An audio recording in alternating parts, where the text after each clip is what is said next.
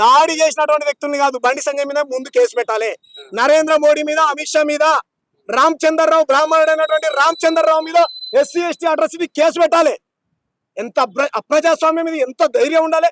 ఒక ప్రజాప్రతినిధి, ఒక ఎమ్మెల్యే దళితుడని తెలిసి, ఆయన అన్ని కులాలను అన్ని మతాలను గౌరవిస్తాడని తెలిసి కూడా దాడి చేసి సవాల్ విసిరారంటే ఎస్, మేము కూడా సవాల్ విసురుతున్నాం. ఖబర్దార్ రండి, ఎంతమంది మీద దాడి చేస్తారు రండి.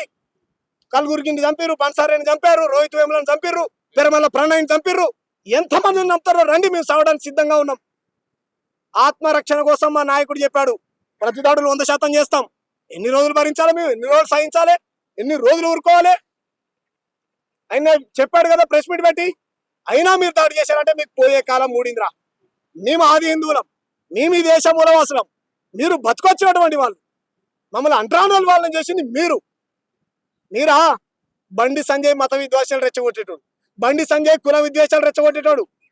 జూబ్లీహిల్స్ బైపోల్లో మొలతాడు ఉన్నోళ్ళకు లేనోళ్ళకు అన్నాడు, నాకు మొలతాడ ఉంది రా మర్దా, నాకు నల్ల తాడ ఉన్నది చూడురి రా.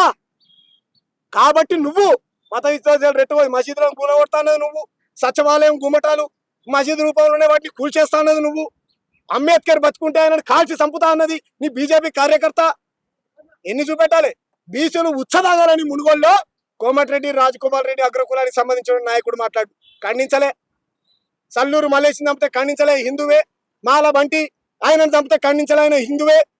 కేవలం మందుల సామెలను ఎందుకు టార్గెట్ చేశారంటే, ఉంటే ఎమ్మెల్యేలు మా పార్టీలో ఉండాలి, బ్రాహ్మణ బనియా బీజేపీ పార్టీలో ఉండాలి, మిగతా పార్టీలో ఉండకూడదు, వాళ్ళు ఎదగకూడదు, వాళ్ళు మంత్రులు కాకూడదు. ఇటువంటి అక్కస్సుతో దాడి చేశారు. ఇది కంప్లీట్ గా బ్రాహ్మణ ఆధిపత్యంతో నరేంద్ర మోడీ డైరెక్షన్ లో జరిగినటువంటి దాడి.